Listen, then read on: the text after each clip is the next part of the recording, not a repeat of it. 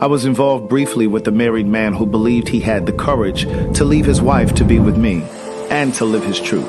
This isn't the typical story of a married man promising to leave his wife for a secret lover. Rather, this is a story in part about a gay man who knew he was gay before he got married, but chose to marry a woman because he didn't know how to break free. Rocky and I met on a gay social media site 3 months after I returned to the East Coast to live, and just 11 months after he was married.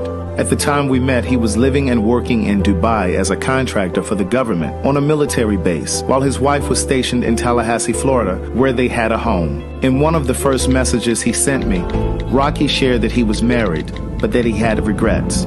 He explained that he had come out to his mother and siblings when he was 18 years old. He sat them. To listen to more of One Thing for Certain, Two Things for Sure, a memoir continued, visit audible.com.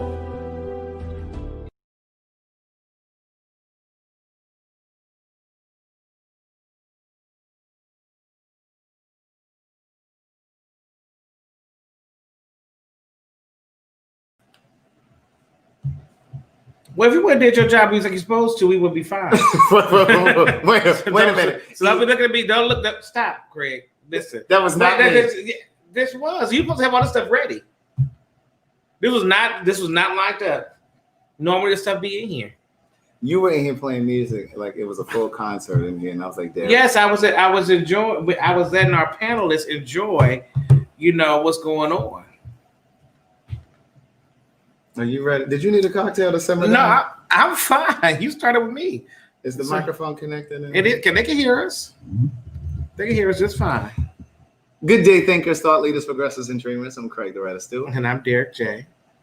And I was going to do the math and figure out how many of these conversations we've actually done, but I didn't. But we're talking about a lot of things you haven't done today. We're talking about interracial dating. Yes. In the LGBTQ community. Before we get started, I'd offered Derek one of my good day thinkers, thought leaders, progressives, and dreamers face masks, but he said he wanted the black one. And they look one ply.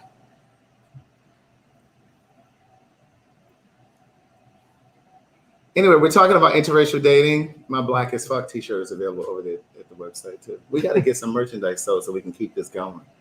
That merchandise is for you. They ain't my merchandise. Anyway. I don't get no cut off the merchandise. So when I was thinking about this conversation, we've had this conversation. I've had this conversation, in my personal life too. Like there are a lot of successful Black gay men that are involved in relationships with non-Black gay men. Yes. And I do want to name a couple, right? Don Lemon. Yes. Lee Daniels. Billy Porter. Karamo Brown. RuPaul. And the list goes on. And for all of the Black women that are watching, we understand that heterosexual women encounter this as well. But in this conversation, we're specifically talking about LGBTQ men who date outside of their race, Black men who date outside of their race. And for me, it was a very personal issue, and it was a very touchy subject for me because I am so Black as fuck, and I didn't like it at one point in my life, right? Especially when a successful Black man ends up dating someone white or someone non-Black, because I just felt like, and this may sound crazy, but I just felt like, man, you done went and made all of this money, and then you taking it right back to the white community. You couldn't have brought up another Black person with that, you know what I'm saying, with those resources. But even when we think about television programming, we don't often see them pair a Black man or two Black men together. Right. Like with Empire, I don't know if it was like the second season where Jussie was dating the guy and he was like a Hispanic guy. They'll do Hispanic, but they won't put two Black guys together. And then finally, when they did pair him with the Black guy, the guy was on the DL. It's always these DL relationships. And so for me, I want to see in media, whether it's television, film, whatever, I want to see two Black men in a healthy relationship that's not overly sexualized, that's not an open relationship where threesomes and all of the things are acceptable or permissible, and that's no shade for people who are in open relationships, but just in a healthy relationship, because I believe it's important to have a demonstration. I believe that the media and television really affects impacts how we see ourselves and how we see each other. I'll give you a very brief example, like with the Cosby Show. When the Cosby Show first came on, there were Black people who didn't believe Black people lived the way that they did. Oh, who knows a Black lawyer and a doctor and da-da-da. There were Black people who didn't believe it. But that show changed the way we saw ourselves on television, and it set the precedence for how we see television now. We'll never see a television show fashioned like Good Times, where they're struggling and they're poor. Every show that came after the Cosby Show, they were middle class or rich, period. And so I think the same is important and necessary when it comes to seeing Black LGBTQ people together in relationships. Gotcha. But on the other hand of it, is that we don't really see it in real life in general. So it's not just because of television, but in real life, you know, TV is reminiscent of what life is and how it's going on. So we don't really have those people standing up and saying, "Hey, I'm in this type of relationship. Hey, I'm here. I'm doing this." You know, we just got like I said, Jason and Adair. We just got them on Styling Hollywood. Yeah, we just got them last year. You know, so we don't really have a lot of demonstrations of that. So the question is that I guess for today is, why did you choose to date outside of your race? Did you give up on the Black man as a companion? And you know, where do we go from here? Now, listen, before we open it up to our panelists down here, I want to speak to that because there were two things that you said that really kind of triggered me. You said we don't really see it in our community, and I agree with that. And part of it is because when we partner, we tend to disappear from the scene. We tend to remove ourselves from the scene. Like I do know, I always think about this one particular couple that I know, and they've been together. I'm 44. They've been together since I was like 24. They've been married for a long time, but they were just together for a period of time, and then they ended up getting married once, you know, marriage was acceptable or allowed. But most times people remove themselves from the scene. And I will tell you, as someone who's in a new relationship, I have no interest in posting us on social media. Like, I'm very protective in that way because I've said this for so many years. Gay relationships are very much so reminiscent of celebrity relationships in that once the public knows that you're together, people get to pulling and tearing, trying to, you know, pull you apart. And so I just rather, you know, kind of protect it. But I do understand that it's important for other Black gay men to see us and, you know, so we can be a model for them and for the young generation coming behind us. But I don't know if I want to be the lamb to sacrifice that. You understand what I'm saying? But see, but if everybody has that same mindset, then it will never happen. Well, Jason and Adair are doing it over there on Netflix. Let them do it. But you can't.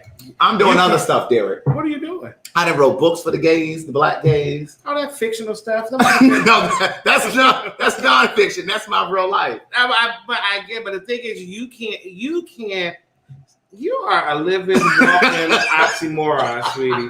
You can't speak this all righteousness about what needs to be happening, but like that's what's wrong. That's what's wrong with DL men. That's what's wrong with masculine gay men. That's wrong with everybody. Be like, you know what? Somebody needs to do it, but it won't be me. Right. But that's not. I mean. Right. No, I understand what you're saying. I mean, of course, I'm joking. No, you're not. No, I am joking because I don't want to be a social media.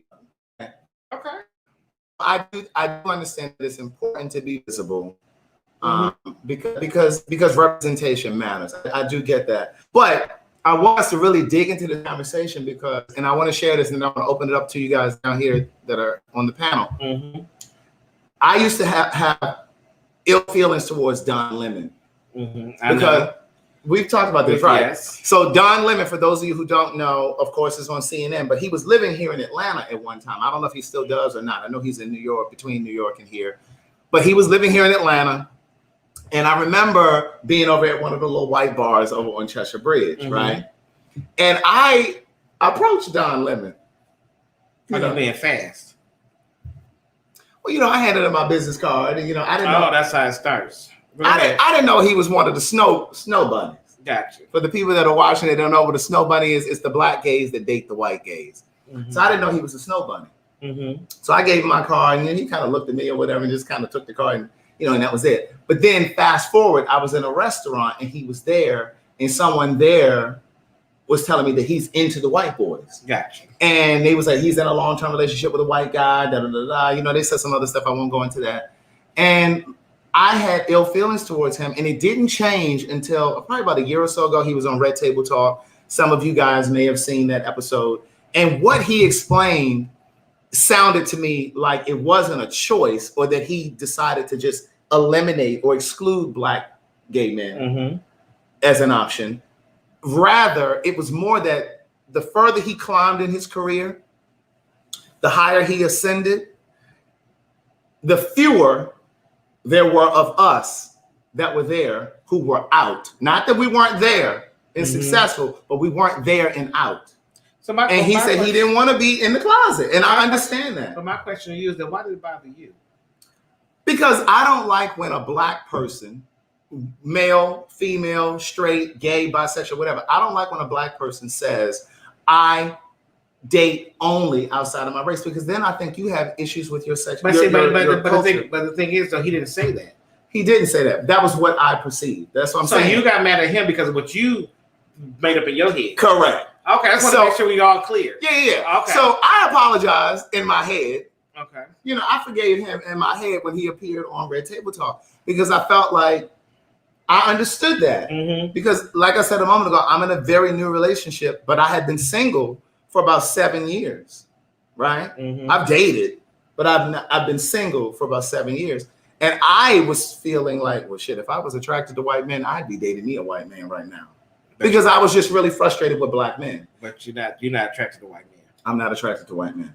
And I understand for the black women that are watching and listening, I understand that our true connection, when I say our, I mean black gay men and black women, I understand that our true connection is that we have similar issues and frustrations and heartaches dealing with black men, in dating and loving black men. That's really what binds us. On the surface, most people think that we're connected because we enjoy fashion and all of those things. But underneath all of that, it's really because we have similar frustrations in love in relationships with black men. Mm-hmm. So I want to hear from you guys. Do you intentionally date outside of your race, or what's your So that's do I need to start producing you now? Go ahead. Because I know you get. So we're gonna bring up Theodore first. Why are you laughing? Because you're a mess. Why I didn't even do nothing? You said, do I need to start producing? I just want to make sure, because you get real and you drinking too. So don't tell us what happened. Hey, Theodore. Hey, guys. How are you? How are you? Same to you. You too. So talk to us about your journey into the swirl. Well, I'm assuming you're dating a white person. So, I mean, is it what's the ethnicity of the person you dated? He's white. My current boyfriend is white. Yeah. Okay. And how long y'all been together? So we've been together for 2 years and 3 months now. Oh, okay. 2 years and 3 months. Okay. Mm-hmm. 2 years. Okay. So talk to us about that journey and why did you go this route?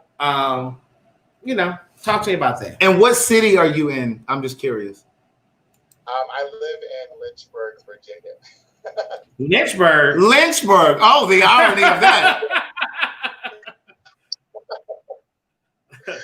The funny thing is, I went to school at University of Maryland. I'm from DC originally. And so whenever I tell people that I'm from Lynchburg or that I live in Lynchburg, like that's the response, especially from Black people. So yeah, my current boyfriend is white. I will preface this relationship with the fact that my previous boyfriend of a year and a half was Black.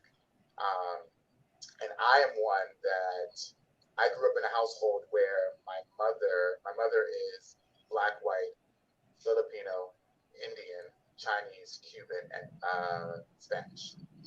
And passes as Latina or white if she doesn't have a tan. My father is Black. And so growing up, I was exposed to both living in the hood, as well as living in a white rich neighborhood. And so I think I have a blended experience when it comes to my upbringing. Both my parents have been in the home my entire life. I watched them go through struggle and, deal with the things that come from being a person of color. But I also, because of certain members of my family, I do have white people, of course, in my family. There was a lot of bigotry and racism that we kind of just lived in. Including Theodore, let me ask you real quick. Are you able to turn your volume up? Because they keep saying they can barely hear you. Or get closer to your mic. Yeah. Hopefully that's better.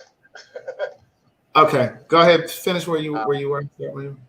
So even having a grandmother who kind of chastised my mother for dating a dark-skinned man. My father is, as we would say, blacker than black. And my mom, being a very light woman, celebrated blackness. We tanned as children. Like watching my mom tan, we learned that, oh, black's beautiful, so you want to be darker, and put tanning oil over the summer and try and get darker and darker and darker for the winter. And so being raised in that, when it came to dating, I've dated all across the spectrum. My first serious relationship was with a man from Honduras. My second relationship was with a man from Puerto Rico. I've dated white, I've dated black, and currently I'm dating a white man. And I'm very open and fluid to love. I don't think I was raised to believe that any nationality is above anyone else. And my mom, I think my mom was very influential in celebrating black. However, there were still, again, a lot of things that growing up still could have, pushed me to being what I would believe is a Craig. Someone who believes that, like, no, you stay within, like, let's not go outside of our race. And being a person that is an artist, and I'm trying to, move forward in my career, that's something scary, especially being in a long-term relationship for the gays, with my current boyfriend, because I'm like, okay, when I do become successful, is this going to be the conversation that people have around my relationship? And I'm going to have to defend that. And that's a scary place to sit in, especially when I am very pro-black. I am very black as fuck, as you would put it, Craig. And watching your discussion last night to preface this discussion, I love that you kind of brought up the topics of, like, loving that Kamala Harris is the VP pick for the next election. Going and marching. We went and marched for not only Black Lives Matter, but also all Black Lives Matter, which included the LGBTQ community. And I'm very vocal about that, even to the point where right now I'm in a standstill with his family. So kind of going to Derek J, your point yesterday with that conversation, what happens in an interracial relationship with the families? And we've had some interesting discussions based off of what is happening now in the world and what your opinions are and what your views are. Getting ready. Now, is he from Lynchburg? He's originally from Ohio. Okay. But they've been living here for quite some time. Oh. So my question is, do you find yourself shrinking in those conversations with him or with him and his family? Or do you stand flat-footed and unapologetically black?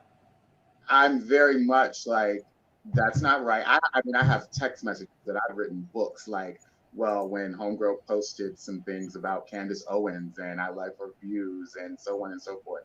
My first thing is, like, as a white person, throwing those people out as your clout, your way of saying, that the Black Lives Matter movement is not a movement that you need to get behind, I'm not that person. I'm not the person to bring any of that information, because I'm an educated Black man. And before I love anybody, I am an educated Black gay man. So I'm going to protect all realms of that. And so I think that is again, it goes back to my experience, my upbringing. My mom, again, celebrated these things, but she taught us to stand firm in what we believe in and who we are, regardless of who's, and do you find like the racial climate now being like tense on your relationship or adding extra stress to your relationship? I know that it has the potential to, so I make sure to open the floor for us to have those conversations. I think that a lot of times, especially with things like that, we tend to overthink and process. Well, I don't know if I want to bring this to them because I don't know if it's going to create a sticky situation. Ultimately, whether you keep it bottled up or not, it's going to be a sticky situation. So let me just say this right there. But see, that right there is part of the reason why I also don't want to date white, because if I feel like I want to say something about race, I'm going to say it. I don't give a damn if you feel like, and I don't mean you, but I'm just saying, if I was dating a white guy, I'm not going to be thinking like, well, maybe he don't feel like having a conversation tonight, because But I think that's kind of unfair, Craig. Because but see, that's what I'm saying. That's one of the reasons. What I'm saying, but not just. I'm very much with you. Like, I'm not, and that's what I feel with anything, regardless of if it's a black and white thing or why you didn't wash the dishes or whatever. Yeah, like, but I'm not that. I think that every relationship is a compromise, and you know what I mean. And but see, I can't compromise who I am. I can't compromise my blackness. That's why I specifically asked him, does he find instances where he shrinks in his blackness? Mm-hmm. And like, when you were speaking a moment ago, it made me think of the movie Something New. And I don't know if you guys remember them. It was with Sanaa Lathan, and she was dating the white guy. Mm-hmm. And there was a scene when they were in the grocery store, and she was having issues going on in corporate America. And they were walking through this grocery store, and she wanted to talk to him about it. And he said to her, I mean, can we just have a night off? Like, I don't want to hear about the black tax. I don't want to hear about this. She said, no. She said, no, because as a black person, you don't ever get a night off. Mm-hmm. And that would be me. But I do think Theodore and Craig is that, but also dating in that space, they don't understand that space. You know what I'm saying? So my thing is that because they're not being unapologetically white on you all the time. I mean, if that makes sense. So the thing is that you can't force your blackness because you're standing strong in your blackness, and you got to understand my blackness all the time. But you're not going to understand their whiteness. I guess that's. I would push back on that because. Let me say this. I was going to say I would push back on that because they are exerting their whiteness at all times. Because their entitlement and their privilege is all around us in this country. It's in media. Whether you're talking about television, film, newspapers, magazines. So it's like, I need you to understand. I just need you to step out of your whiteness if you're gonna be with my black ass. But once again, my question is to you is that why can't you're asking him to step out of his whiteness and come to your blackness, but yet you won't step out your blackness to step into his whiteness. I'm 44. I've been in your whiteness all my life. I've had to learn the Pledge of Allegiance. We're not going to go back and forth. I've had to understand white culture. I have to understand white history. Wait, white folks don't even understand black history. First of all, go ahead, Theodore. Go ahead. I'm sorry. Go ahead, Theodore. That is a part of those beginning dates that you're having.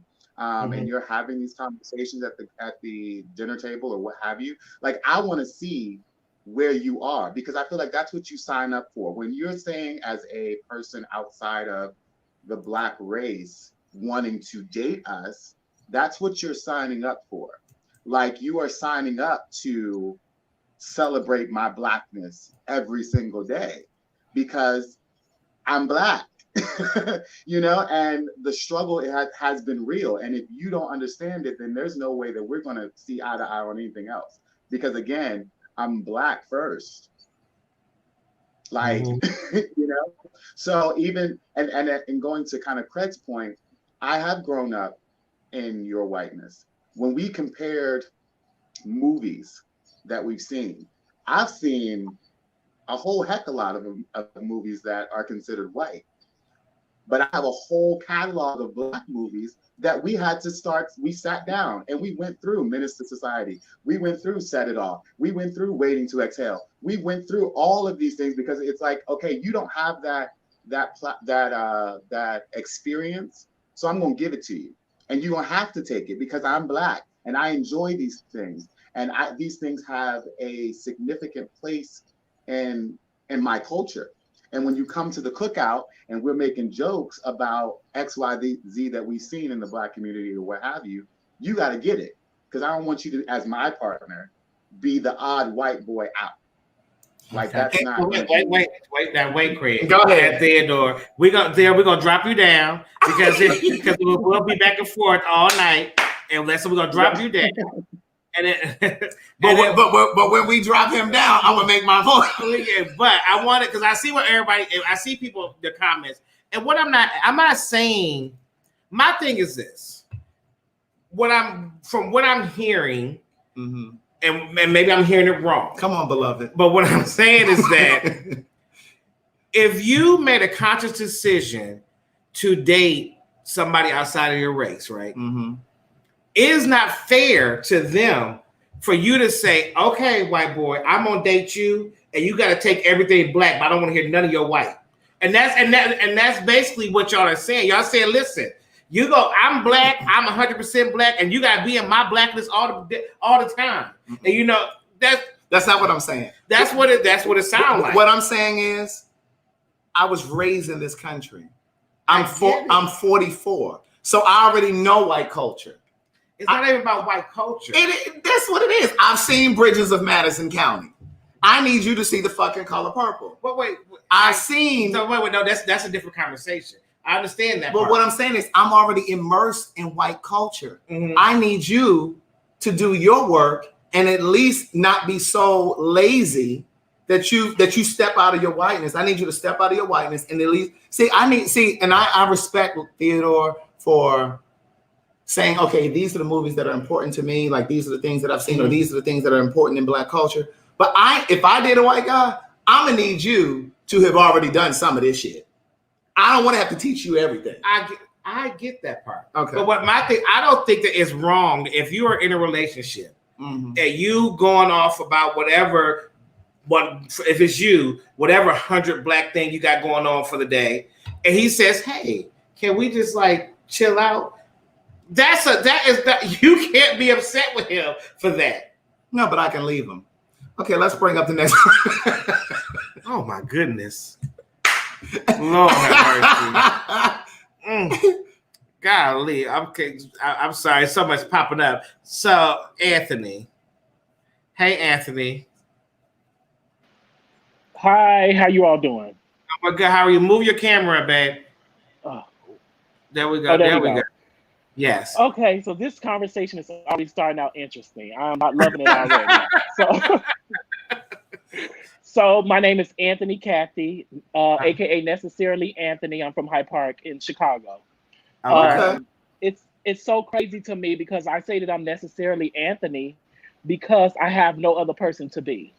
With my Black skin, with my femininity, with me being gay, queer, non-binary, this is who I am. I'm necessarily Anthony. This is what was given to me. This is who I am every day of my life.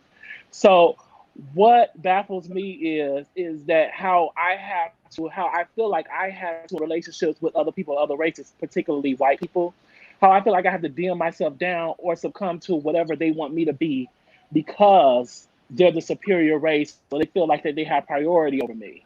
I've dated a bounty hunter before in my 20s. I'm 35. I was 24. I dated a bounty hunter. He was white. And I used to be a cheerleader in college. I used to be a stuntman. And it's so crazy because he dated a stuntman before me, but I guess somehow something happened. They stopped dating, but he had his picture still on his mantle. And he was Black. So I asked him, I said, do you have a fetish for Black people or Black guys? He told me, it's something about guys who are black that turns him on. So as I got more and more to the conversation, most white guys, they have fetishes. It could be a BBC, it could be their aesthetic.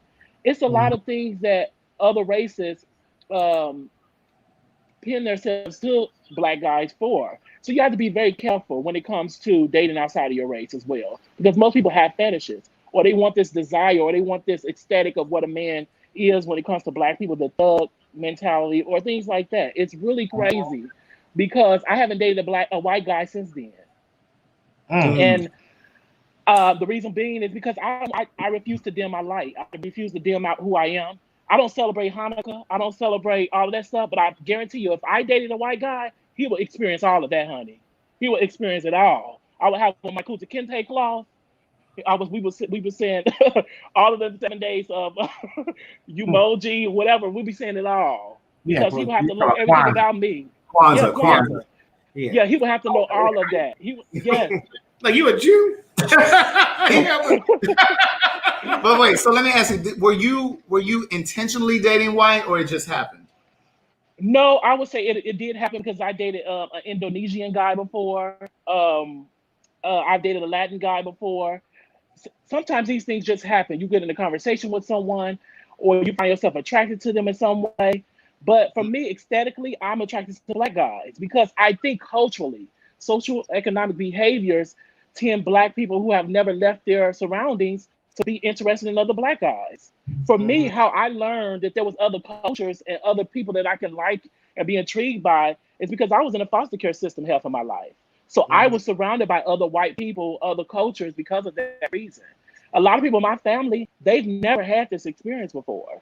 So I can definitely say when you're the first of a lot of things, it's difficult to relate to other black people too, when they don't understand those differences that you have experienced and your mindset, because it triggers something different in your mindset and you start to think different. So dating outside of your race is taboo to some black people. I would say most black people who have never left their subset because it's different for them.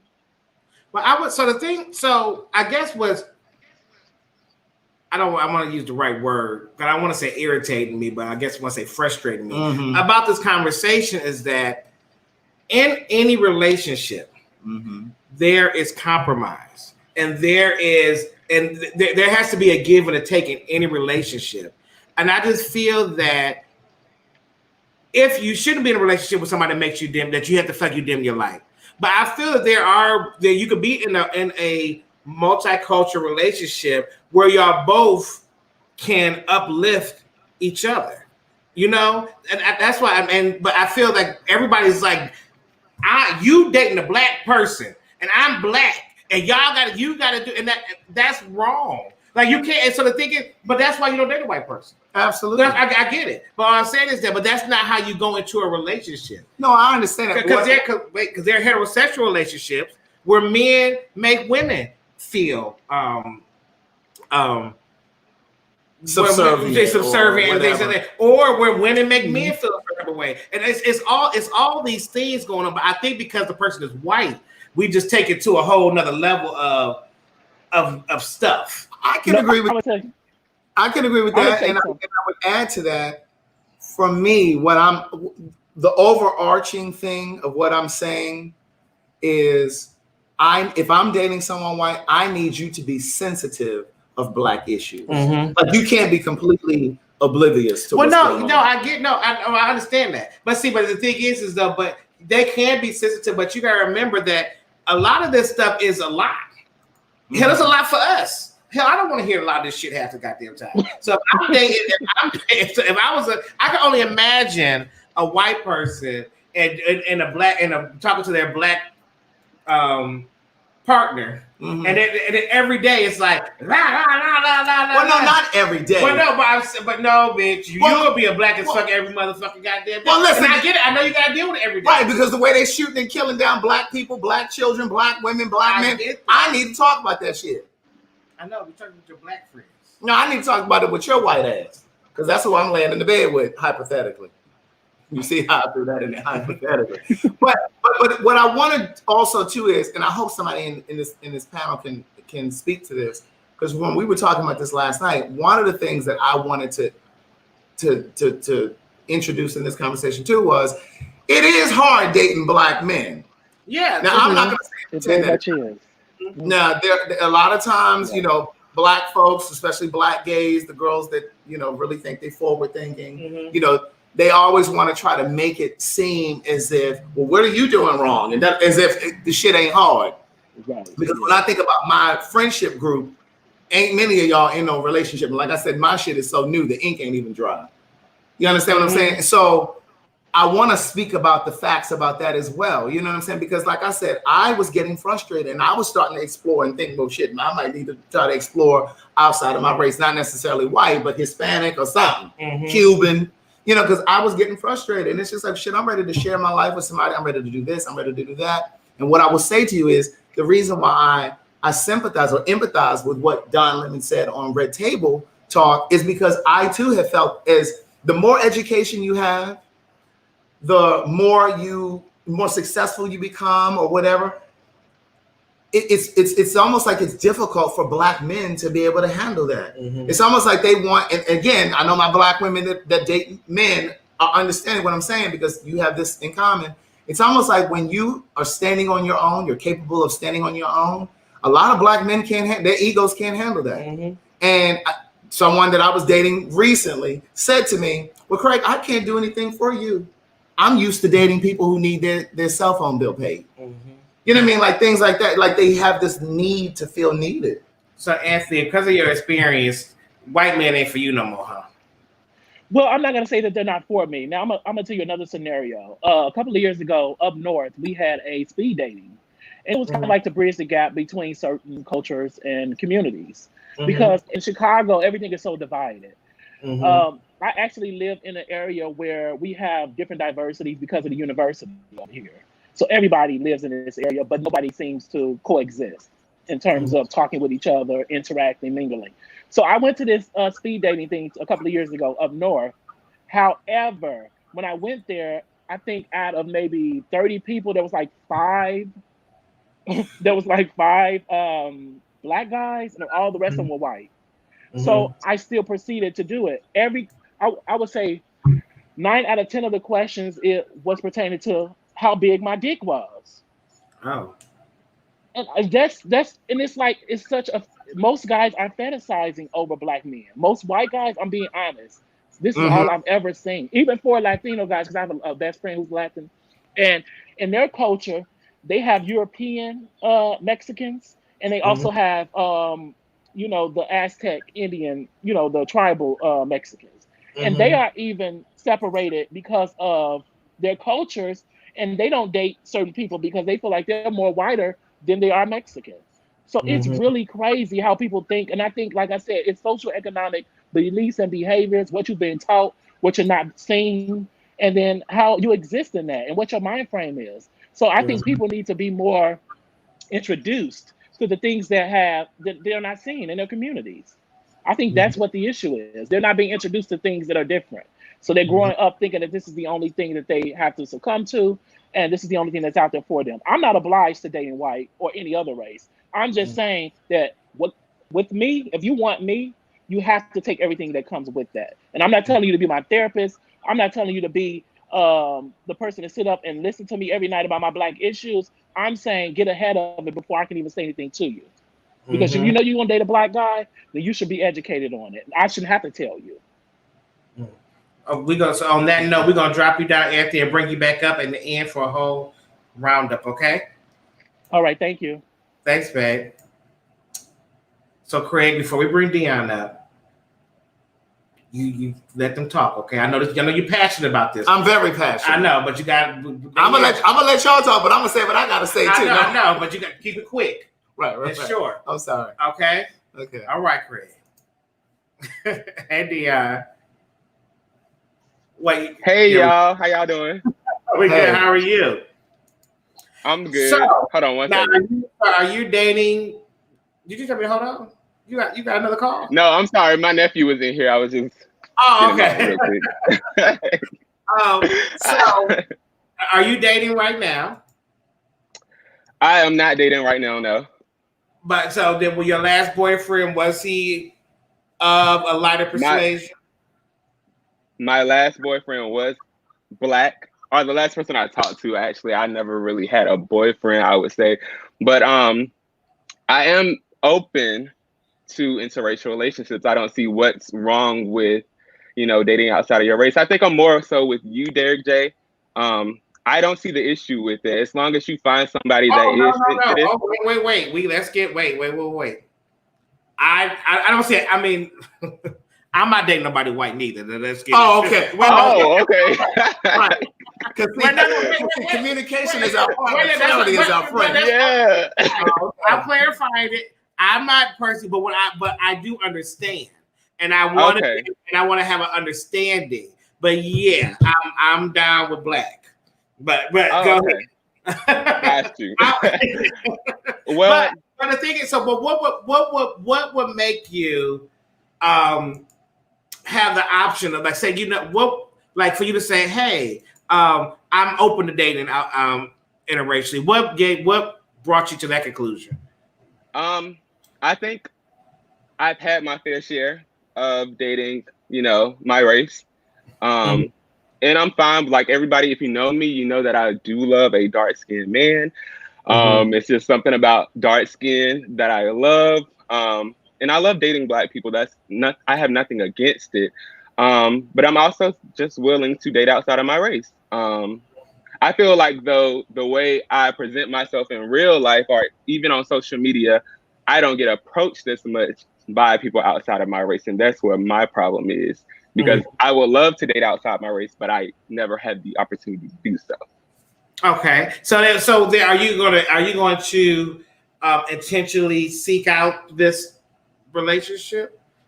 Yeah, well, I get to a point to where I'm like on Tinder. Well, yes, I have a Tinder account. And if y'all don't know what that is, it's like a swipe left, swipe right type of thing for if you want. Yeah, if you like a certain person. I always swipe right on all the white people. Right. Exactly. Okay. Yeah, and even with that, I found myself even putting in my bio, which is I swipe left on all the white people. I swipe left. I go this way. Okay. Well, I go this way. I swipe left. Well, I will say one time before I had in my bio, which was probably a little extra, but I had in my bio, I don't have any racial hangups. But I think that's just a little bit. It's a little extra, but I just want people to know because I feel like a lot of people outside of my race are kind of hesitant. That's the way I think about it. I think they're hesitant to date someone who is Black because maybe they feel like they have to be ultra sensitive to, what the Black plight is. And I get that. And, Black people, we do go through a lot, yes. And they do have to be sensitive about what a Black person's struggle is, but I have no hangups in dating outside of my race. I feel like I can teach you, I can guide you if need be. Okay, well, Deanne, we're going to drop you down for a second. Okay, we're going to bring you right back up. To the point that he just made, I've said this plenty of times. I do believe that relationships are the place that we go to learn and grow. And if you're not interested in learning or growing, then you don't need to be in a relationship. And what I'm saying is, I'm circling back. If I'm in a relationship with somebody white, you need to be prepared to learn and grow Black stuff, Black history, Black culture, because I already know your stuff.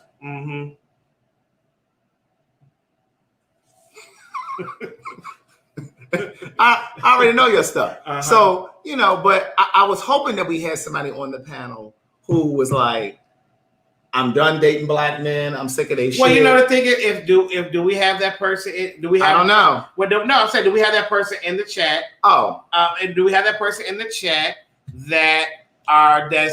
we're asking you if you're like, I'm done with Black men.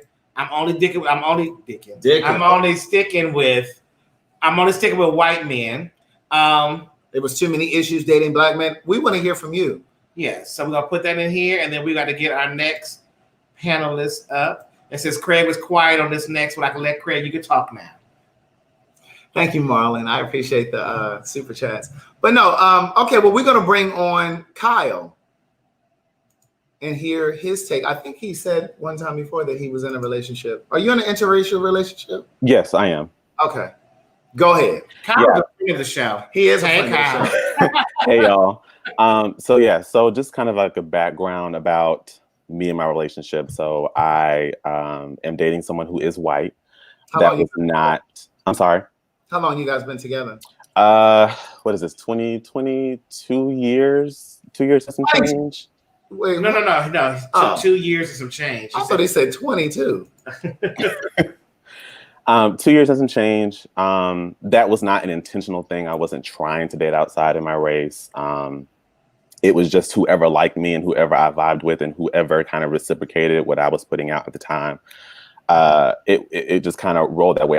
I talked and messaged to guys on dating apps that were of all races. Had you dated a white guy before this? Not seriously, no. Okay. But this has been my most serious relationship. And so, I think I asked pretty early on in our talking and kind of dating phase. I said, okay, well, have you dated, Black men or outside of your race in general before? And his answer was yes. And so then my kind of red flags went off, and I was like, okay, is this a fetish thing for him? Similar to how someone else said before, or is it that you just, you're kind of open-minded the same way that I am, where it's like, whoever vibes with me or whoever is interested in me for me, then that's who I, gravitate towards.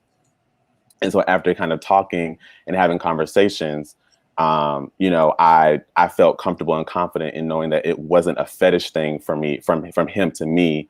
But there's still I think when you go into an interracial relationship, really when it comes to Black people in general, but in this case specifically Black gay men, when you date outside of your race, you're cognizant of the fact that not just within the United States, but globally, when it comes to beauty standards, when it comes to socioeconomic opportunities, when it comes to just people not looking at you with a side eye, globally, there's this issue with people of a darker skin tone.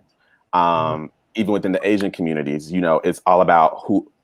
I think it's Korean and Japanese cultures. Let me bring you back, because we just really want to speak about Black, white, mostly. Right. So and why you chose. So my question to you is, during this climate of this Trump era, white folks smelling themselves out here saying all kinds of shit, have you experienced anything directly? And this is for those of you where nobody's in a current relationship with someone, except for Theodore. Have you experienced anything with your partner at a Walmart, at a gas station, where you had to check a bitch or something, and your white partner just kind of stood there and didn't understand it? Or you are just an angry Black man. The answer is no for me. I haven't had to. And then as far as the conversations about what's happening, how is that working in your relationship right now? Now, I will say, because of the climate that 2020 has been, with everything going on with racial injustices and just everything in general, we have had more intentional conversations, and we have had a lot of back and forth dialogue about our thoughts on different things, about how, what is the whole driving while Black thing, and how, as a culture, Black people, especially Black men, I had to have the conversation given to me by my mom saying, okay, when I was just driving, she had a BMW. Well, you have to be careful where you're going. Make sure you're driving the speed limit. So have you, Kyle, let me guide you back. Have you two had tense conversations where he just didn't fucking get it, and you were really frustrated? Like, look here. Mm-hmm. Well, this is the thing. Because I'm dating someone who is white, I can't expect him to get everything. And the reason why is because, like you mentioned earlier, we're in a place where systemic racism, white supremacy is what we're all brought up in. And so he's going to have to understand that I'm Black and I've been oppressed by this system. But my question, Kyle, is you two had a conversation where it's gotten really tense and you are really frustrated with him because he's just not getting it. whether it was with George Floyd getting killed, Ahmaud Arbery, this boy, what was his name, Rashawn, who got killed at the Wendy's here in Atlanta. Have you guys had conversations where it just wasn't connecting for him and you were just frustrated? No, he's understood where I'm coming from as a Black person witnessing other Black people get killed. And so we haven't had that conversation yet, maybe, you know, where it's just been, he's just not getting it. He's not understanding. It's just that disconnect because he's just not Black and he's just not going to understand why there are things that have been my reality and that are reality that just constantly go against us. But we haven't had that conversation where it's been that one topic or those certain topics where he's been very much, okay, I just don't get it. Like, I don't agree, all of that kind of stuff. So you've never like disagreed on any particular topic? No. As it relates to like race. Well, so I think that so what I got from Kyle is that Kyle has more of an understanding feel towards their relationship than you would, Greg. You know, I think that he understands the conversation and he works through the conversation, unlike you. Well, because I'm gonna be honest with you, if I was dating a white person, I would just be frustrated because just seeing the shit that white folks are doing in this era, and it's not all white people, right? But I'm just saying white people as a system, as a whole, like whether we're talking about DACA as it impacts Hispanic people, whether we're talking about the way they put them Hispanic children in cages, whether we're talking about the police system and how unarmed Black folks are getting shot and killed. Like, when I move through the world and I'm looking at white folks and I'm like, how can you exist and not speak out? But once again, I'm just saying, I get it. I understand what you're saying. And I understand wholeheartedly what you said, and I'm with you. But you know, I'm always just have to see the logical side of this thing also. I see the logical side. But I'm saying, but the thing is, that conversation can go both ways. You know, because as much as you want this person to understand what you got going on and what you're feeling and what's happening in this world, on the same token, they're looking at our situation as Black people and like, well, how are y'all letting this happen? And y'all not standing up for yourselves and doing anything about this. Well, how are y'all letting this happen? And, you know, they want to understand the same thing too. Like, you know what I'm saying? But how are you using your whiteness to help understand or bring resolution? That's my question. Because when I move through the world and I see white folks who may not be in collusion with all of this stuff, but how is it that you exist and you don't even speak up? You don't even use your voice because you're complicit. If you're standing by and saying nothing, you see Black folks unarmed getting shot and killed. You see Hispanic kids getting put in cages because they would not allow white folks to get put in cages like that. Yeah, but let me say this too. I think it's also, and this is what I was saying earlier, is that because we've all been raised and grown up and groomed to an extent in this society that is heavily white, Black people have all this stuff going on. Black people over here, like, well, this has been going on. We've been saying this, like we've been screaming, we've been yelling for justice and all of this stuff. And then there are those white people who don't, because racism isn't always just shooting somebody Black. It's not always just profiling someone or stereotyping someone. There are also very minimal, I won't say minimal, but there are microaggressions that people do as well. And so I think those for white people are harder to catch on to. Well, I don't think I'm racist. Well, because racism isn't just about how people treat you. It's also the things that they exclude you from. Access to quality education, et cetera, et cetera. But Greg, the thing with this conversation is, I think one with you, you're not getting the information that you want to get out this conversation. Right. So that's frustrating you. For sure. And I mean, you're not getting what you want to get out of this conversation, which is making you frustrated. And then two, we have to also remember that we're just talking to two people that are dating currently, you know, white people. You know, Anthony had his experience, but we're talking to two people amongst all the other people that's been out here. There are people out here that probably have these experiences that you want to talk about. but these people just don't have. All right. So, okay, let me ask you this. Have you had issues with his family? I haven't. Or his friends around race? I haven't. And I'll say this too, a lot of his friends are also Black. And so, but now I didn't take that as, oh, well, he automatically knows all about Black people. And he also, because we've had that conversation, I'm thinking, okay, well, just because you have Black friends or I've dated Black before, that doesn't mean that you're going to get me, because all Black people aren't a monolith. And so I think he understands that also as well, is that I don't care who you dated in the past or how many Black people or whatever you dated, you need to also understand that, yes, I'm Black, but I also come with other things as well that make me me at the end of the day. So how has it been different? Because this is the first white guy you've dated. Mm-hmm. How is it different in comparison to dating Black men? Honestly, I haven't had terrible dating experiences. So I'm not the best person to ask about that, just because I haven't seen a major difference outside of the things that you just assume where somebody else is Black. So they're going to know what I'm going through. You know, they're going to know and understand, you know, the hardships that I have that I can't even help as or someone white who wouldn't understand that. But I haven't had any terrible dating experiences, and I haven't had to swear off all Black men or all white men or men in general. Okay, good. That's what we were. Long as the brothers still got a chance here. That's what. So, Kyle, we're gonna drop you down, and we're gonna start bringing everybody back up to round this off. Okay, man. Okay. So, Craig, I know where you want this conversation to go tonight. Yeah, I know where you wanted to go, but I'm sorry we didn't get that tonight.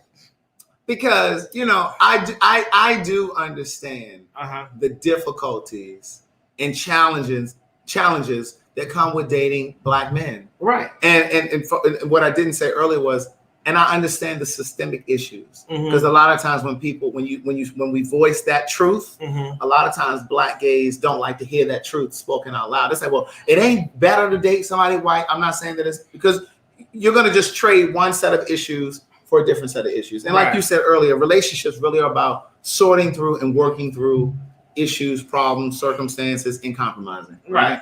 But for me, I just choose not to sort through compromising issues around race, and that, I don't want to do that. But I also wanted this conversation to highlight, just the challenges that come with because of internalized homophobia, because of the church, because of the Black family, the Black community, all of those things. So I do understand it, because I really was hoping that somebody would come on here and say, well, yeah, I kind of got frustrated with dating Black men. So I just figured I would try over here. And you know what? It's been a breeze. It's been wonderful. I mean, well, Kyle's having a great relationship over here, Chad. But he also said that he's never had issues with Black men either. So that wasn't really the example either. But I mean, this was really still interesting to hear. Well, I mean, Theodore is militant Black man just like you. But I did read in this comments, which I can agree with, is that how can you be Black as fuck dating a white man? So that is kind of an oxymoron to the situation that And Theodore, if you still with us, I see your that if you thumbnail. You thought, okay, there you go, you back with us. So that is a valid question. Like, how can you be Black as fuck while dating a white man? Well, again, because I'm Black, so I just feel like when it comes to hold on, Theodore, you can't just say because you're Black, because the Attorney General down there in Kentucky, the Breonna Taylor's Attorney General, what's his name? Black too, Daniel Cameron. He's Black, but he's not Black as fuck. Right, and he's not Black as fuck, and he's married to a white woman, and he still has not prosecuted the officers that killed that lady. Yes. Well, I think that it goes back to your actions, and kind of like to Derek's point earlier, because I feel like with me trying to say that, I'm pushing the movies and I'm pushing the education and so on and so forth, that there is no compromise. I think that now the climate that we're in currently, we have to talk about it. Like it's not a question because of how it has exploded. However, because we've been dating for 2 years, rewind back, there were moments where something may come up where you know, I felt may have been racist or whatever the case may be, we have a discussion about it, and it has been, you know, good. And that be that, and we move on with regular life. I think ultimately, again, going back to the growing up in a blend, when I've dated Black men, all of those issues that you talk about, Craig, I've experienced. My last relationship was abusive as hell.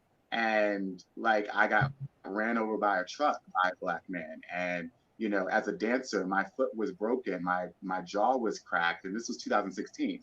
All of that happened in my last relationship with a Black man. However, I've also experienced horrible relationships with white men and with Hispanic men. So I feel like ultimately men altogether shit sometimes. That I can agree with you. And I think that we put a lot of weight on just race, but all of those issues that we talk about, other than the black community is very hard or harder on gay men. And that's a question that we still need to tackle.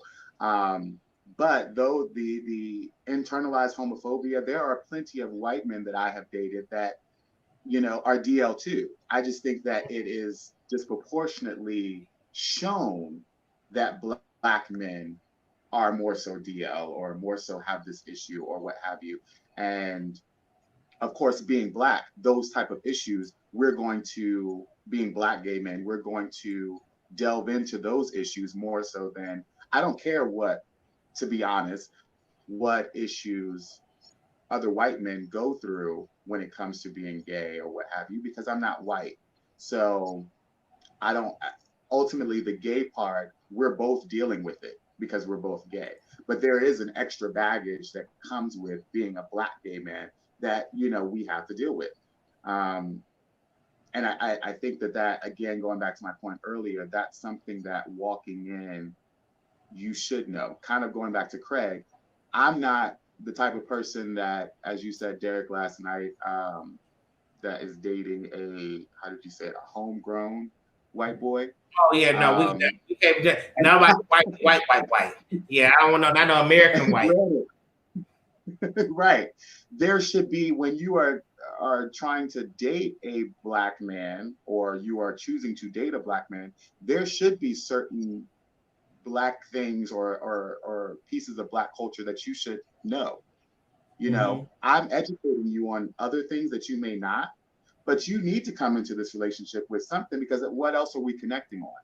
Is it everything that I know about white culture, if that is a thing? No, there has to be that other side. You have to connect on that level.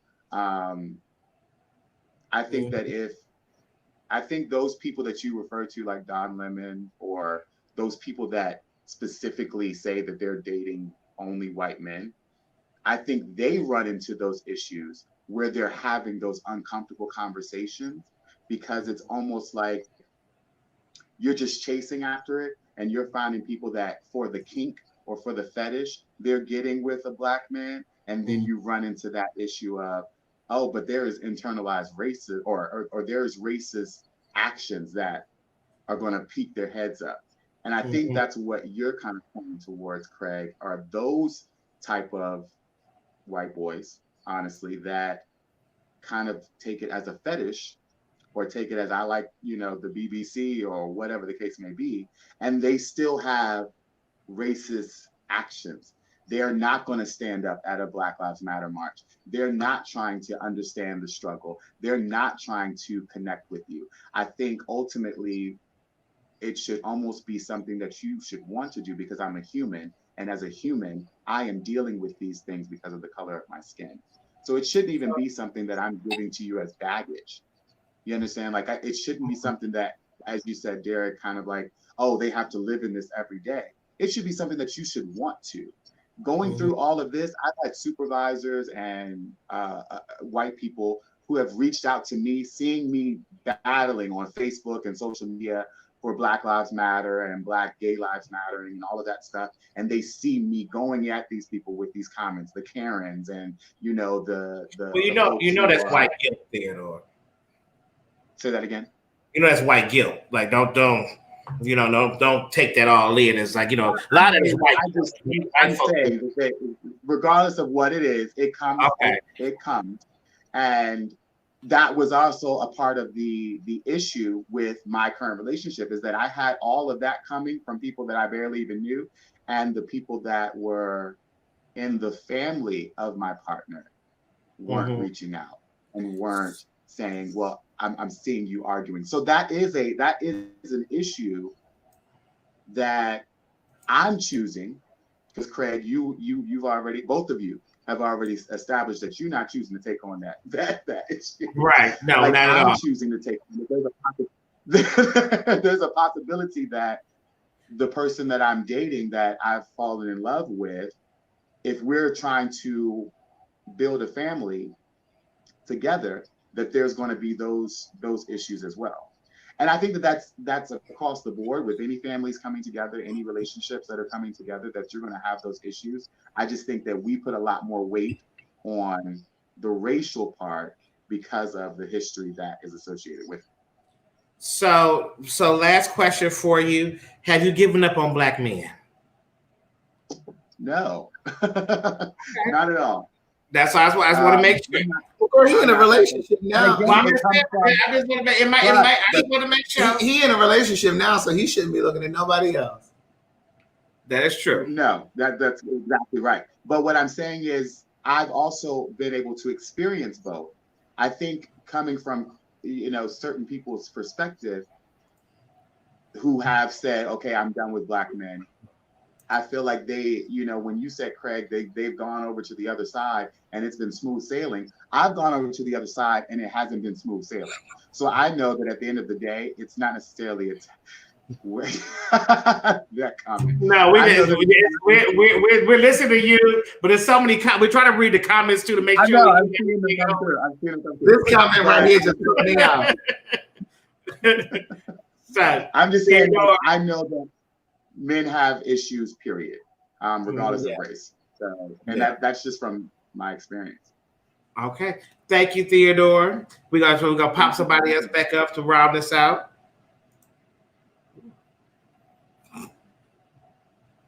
We already know you looking for a white man. So if there's any eligible white man, I want to clear that up. Yeah, you looking for one. You said you was on. You said that you are on a mission to find a white man. So if we have any white, no, Derek, that is not what I said. Ain't that what he said? That's what I heard. No, okay, let me clear it up real quick. I specifically said that I love art. Okay, hold on 1 second, Dion, because I want to say something about what Theodore said. And one of the points that Theodore made, white gay men oftentimes will choose their whiteness over their gayness. Mm-hmm. So they a lot of times won't form an alliance with Black or gay people of color, whether you're in a relationship with them or not. They'll oftentimes choose their whiteness over their gayness. But go ahead, I'm sorry. Yeah. Well, to address Derek, I specifically said that I did love my dark skinned Black men, and I do love dating Black men. Past tense. Now we talk about present tense. I do. I'm sorry. I'm not currently dating. That's why I said did. But you also said that you want Tinder, and you got on it, and you swipe right on the white men, all of them. That was a joke, y'all. That was really a joke. I swipe right to the people that I'm attracted to. I feel like love should not have limits. And I feel like when you are dating someone, I feel like you should be open, because you never know where your blessing of a partner will come from. Whether that is somebody that is Black, white, whatever type of race it is.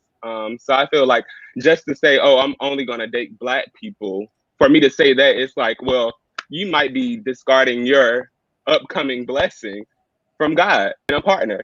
So I just believe in love being limitless, basically. That's what I was saying. Not that I don't want to date Black and I only want to date white men. Two questions for you. Where are you located and how old are you? I'm in North Carolina. I'm 23 years old. Okay. And you've never had a boyfriend yet, right? You're just starting out. He had a boyfriend. You said you've never really had a relationship, right? Well, I've dated, yes, and I've dated a guy for 2+ years. Did you? No. Wait a minute. You absolutely said you've never really had a relationship. No, did you not? Yeah. No, I said I never considered them a boyfriend. Well, that's the same thing. That's the same thing. Don't try to make me feel like I'm making shit up. I am listening. Jesus. But yes, everybody that I've dated in the past have been Black. So, so now he's looking for somebody white. I'm open to any race. Okay. I just want to make sure Anthony's over here. Anthony's over here dying, honey. Okay, so thank you guys for the conversation. But thank you for being here. I really appreciate you. Thank you. Yeah, no problem.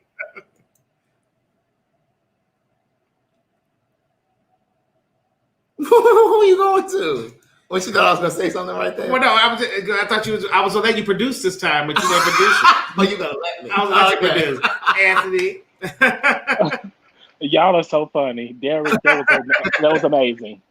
I want to, first of all, so you're still open to, even though you had your experiences with white men that has not been the greatest, but are you still open to dating a white man, or? I'm very cautiously open to dating outside of my race. And I'm going to say that because of the stigmas that Black men have, that races have on Black men. And like Theodore said, there may be some fetishes, like I spoke on earlier, and some things you just have to be cautious about. And that's one thing that I'm very cautious about. For me, the scope of my dating is to date another Black brother. I mean, that's what I want. However, like Craig stated earlier, there are challenges in that. To be quite honest, in 2020, dating Black guys is really tough because they also too have biases that they go after, and it causes you to miss out on the person that you're supposed to be with. A lot of them say, "Oh, I want mass for mass, no film bottom." You know, all of those things play a part in this colorblind topic because it really separates us from being able to be in a relationship. And then I know Craig spoke on this earlier, or maybe yesterday when you all were on, not being able to see someone two-parent household dating, whether it's 2 men, 2 women, a male and a female. A lot of people haven't seen that, so they don't know what that looks like. So even for those who are on a DL, who's sleeping with men and then going home to their baby mamas and their children, they don't know what that looks like. They don't know what it looks like to have two-parent households, so they don't know how to formulate a relationship with another person in the right manner. So that makes it harder for us gays too, to be able to date accordingly. Well, thank you for sharing your opinion with us, and we are. Now, I do have one thing. I want to share. Yes. Okay, I have a quote that I want to share. Okay. And this quote is something that was talked about. Okay, I follow Funky Dineva, and he had this guy, Dr. Cleo, on his page. They were talking about the disconnect between straight Black men and gay Black men. And I think it kind of hits home on this subject. And the quote is from a guy named Quentin Crisp. He was born in the 1900s, and he wore fingernail polish, and he was touching boundaries that no one would ever touch. And he was an Englishman. He lived in the UK. So he did a lot of writing. He was very much like you, Craig. You remind me a lot of you and Elan Harris, because you remind me so much of Elan Harris. I love Elan Harris, by the way. And I also got to meet him 3 times, too. You all remind me so much of each other. It's amazing. Okay, so the quote is, "The young always have the same problem."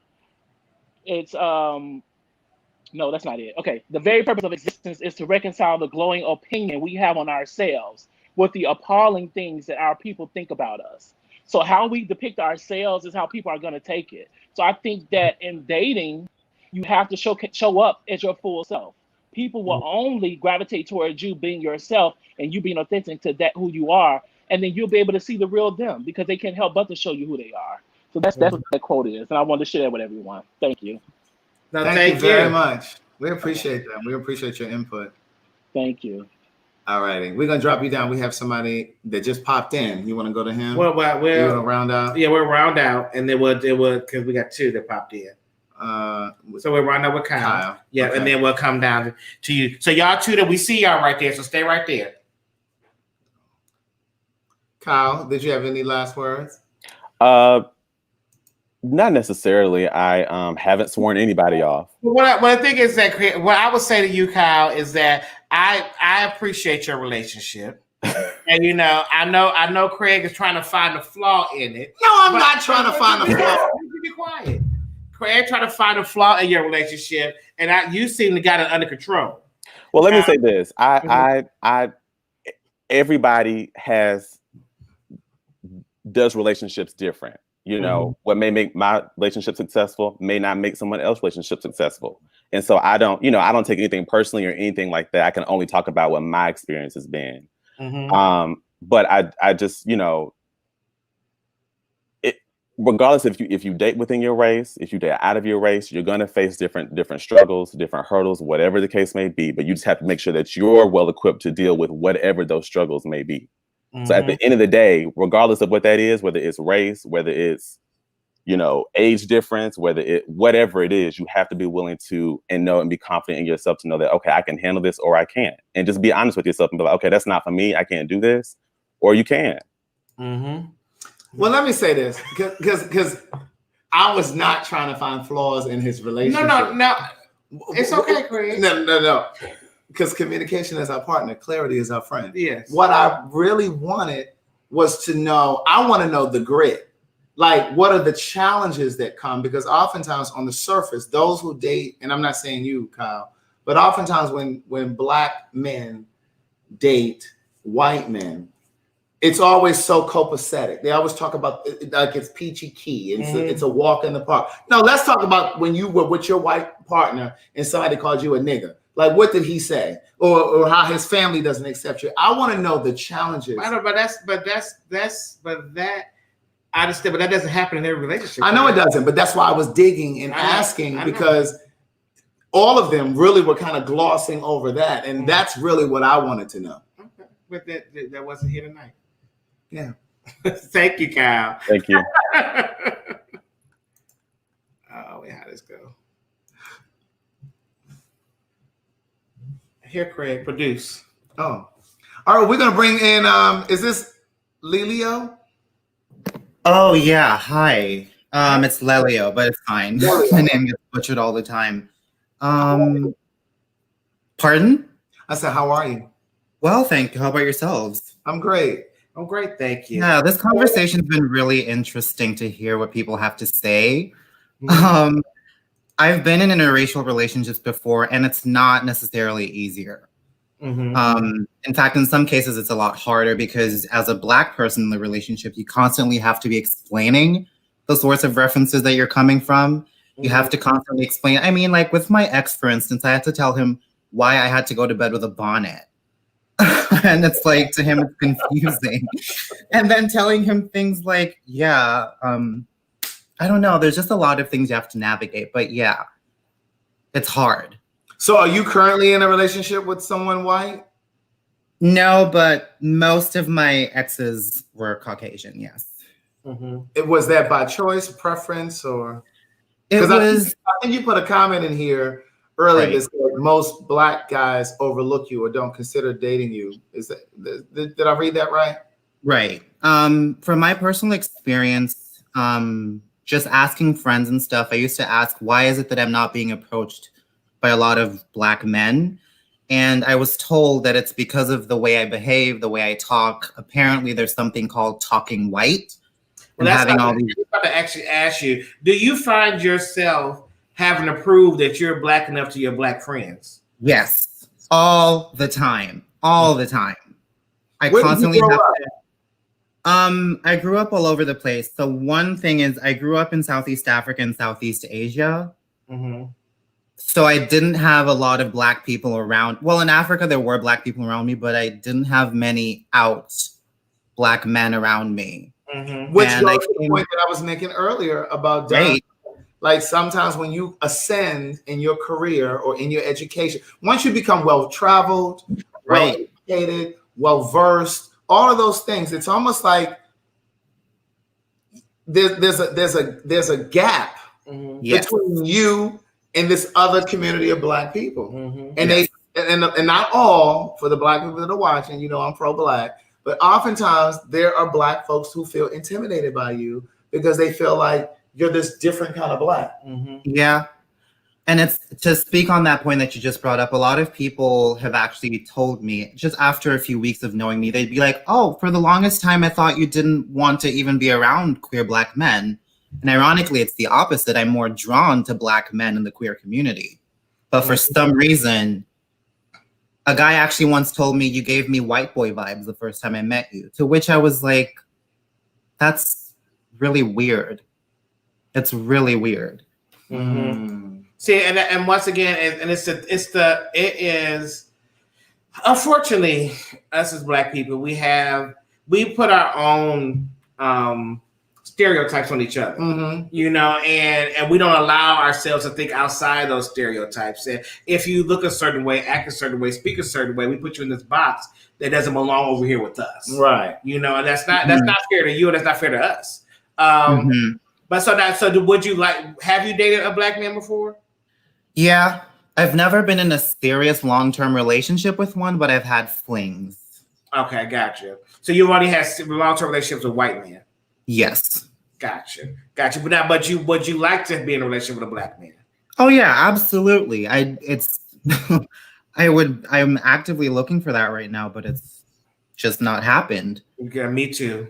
I'm actively looking for one too. Listen. Thank you for your don't start, Craig. Thank you for your insight on that. And listen, if this man didn't come scoop me up recently, then I was going to be looking for other. But thank you so much, Dial. Thank you. Have a good night. You too. Wow. We wrapped everybody up? Well, we went there, everybody. Oh, yeah, we did. Listen, I appreciate you guys. I mean, I know some of you understood exactly what I was saying, and I know some of you completely took what I've said and called me racist. So be it. But I'm not apologizing for how I feel. It's okay. But you know what? That is the power of this platform. Yeah. You can say what you want to say and say how you feel and stand strong in it. Yeah. And you know what? This is the first time I've seen you stand 10 toes down on something. Because you normally waver. You real? No, I don't. You blow in the wind. No, I don't. Be real rocky. But today you stood in it, and you stood in it, and you stood tall. With that being said, our next conversation. Move all your stuff out the way, child. Oh, what's that? All your, put down here, honey, just run a timer. Oh. Yeah, so we can get all the information. We got to get up here. You know, somebody said, did Craig take off your YouTube page? Child, you might as well say so. He got commercials. He got running tickers. Girl, when you get you some commercials, we can run them through here as well. Well, look, Derek is working on some projects. When your thing is ready, we're going to run your commercials as well. But right now, we running mine. But no, our next conversation is about body shaming. All right? Let me put it up. I'm going to move. Yes, it's body shaming. It's about body shaming.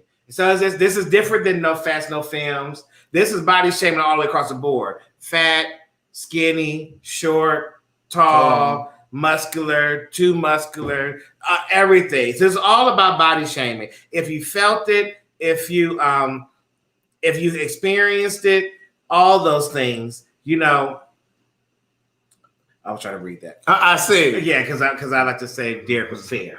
But it said Craig was fair, and I stopped reading. All right. But it's all about body shaming. So if you experience body shaming, if you experience, that it's that type of discrimination. Yeah. Because not just because you're overweight, maybe because you're thin, or like he said, or you're too tall, or you're too muscular. Or you too. I mean, right. It's a lot of things that fall into body shaming. If you body shame yourself, right? A lot of people do that. We want to hear from you. The email address to email us and to participate in this conversation is glmconvo@gmail.com. We need a picture of you, a phone number, and a very brief. Y'all don't know how to do brief.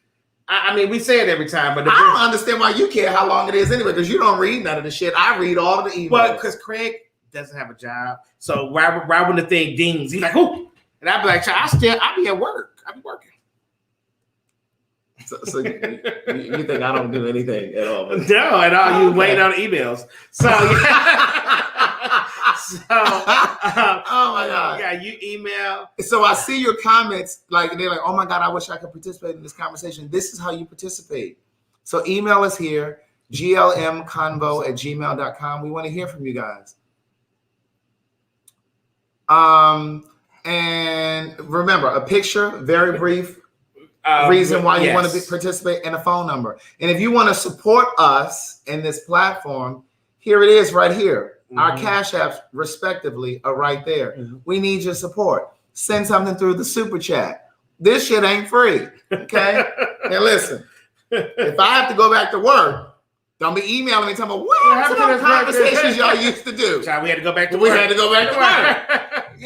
Hello? But thank you guys tonight. And we'll see you guys in 2 weeks for body shaming. Yes, for body shaming. So again, we're going to post the flyer across our social medias. Across our social media, and we're gonna announce the next one. So please share this particular conversation with your Facebook groups and all of that good stuff. All right, have an amazing night, and we will see you guys soon. Be safe. Yes, and go to sleep and all that other good stuff. Well, I usually close my shows with brush your teeth, floss your teeth, and brush your tongue. And get down on your knees and say your prayers. Be grateful for something. And y'all have a good night. Bye. Bye.